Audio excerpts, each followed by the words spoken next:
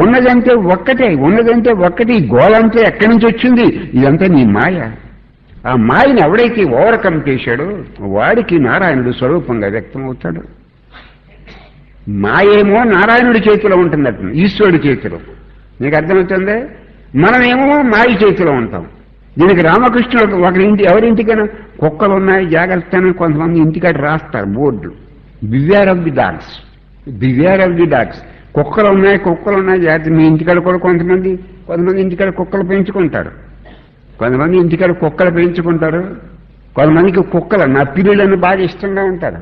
వాళ్ళు కొంతమంది ఆస్తులు కూడా రాస్తారు కుక్కలకి పిల్లులకి. కొంతమంది కుక్కలన్నా పిల్లులన్నా బాగా ఇష్టంగా ఉంటారు. కొంతమందికి మన ఇంటికి వెళ్ళామనుకోండి, ఆ కుక్క వచ్చి మన మీద పడిపోతుంది. వాడు ఆ ఇంటి యజమాని ఏం చేస్తాడు, ఏరే బుజ్జి ఎలా వచ్చారే, బుజ్జి ఏదో పేరు, ఆడికి కుక్కకి ఏదో పేరు ఉంటుంది. ఏదో బుజ్జి ఎలా వచ్చి అంటే మరి అక్కడికి వెళ్ళిపోతాడు, మనకి దారి ఇచ్చేస్తాడు. వాడి మీద మొరగడం, దారి ఇచ్చేసి వెళ్ళిపోతాడు. పక్క తప్పుకుంటాడు. అప్పుడు పక్క తప్పుకుంటే వెళ్ళిన వాడు ఇంటి గల యజమాని దగ్గరికి వెళ్ళొచ్చు. అలాగే ఆ మాయ ఏం చెప్పా, మాయేమో ఈశ్వరుడి చేతిలో ఉంది. ఆ మాయ మన ఈశ్వరుడి పాదాల దగ్గరికి వెళ్ళనివ్వటం లేదు. ఈ కుక్కని నువ్వు అడ్డం తప్పుకొని యజమాని చెప్తే కుక్క ఎలా అడ్డం తప్పుకుంటుందో ఈ జీవుడికి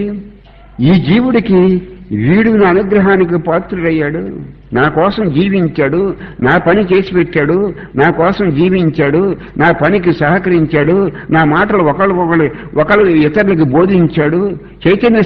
తన చైతన్య స్థాయిని పెంచుకుని ఇతరులు చైతన్య స్థాయి పెరగటానికి సహాయ సహకారములు అందించాడు. నా పని చేశాడు, నా నామాన్ని స్మరించాడు, నా రూపాన్ని ధరించి నా రూపాన్ని ధ్యానం చేశాడు, నా నామాన్ని స్మరించాడు, నాకు ఇష్టమైన పని చేశాడు.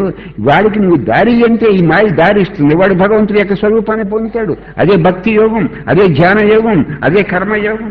భగవంతుడు మనకి ఇష్టం ఉన్నా మనకి ఇష్టం లేకపోయినా అది మన ఇష్టాలు పక్కన పెట్టి భగవంతుడికి ఏది ఇష్టమో ఆ పని చేయటం. భగవంతుడికి ఏది ఇష్టమో కాదు, మనకు ఆ పని ఇష్టం లేకపోతే భగవంతుడికి ఇష్టం కాబట్టి ఆయన ఇష్టాన్ని మన ఇష్టం కింద మార్చుకుని ఎవరైతే ఆ పని చేశాడో వాడు భగవద్ అనుగ్రహానికి పాత్రుడు అవుతాడు.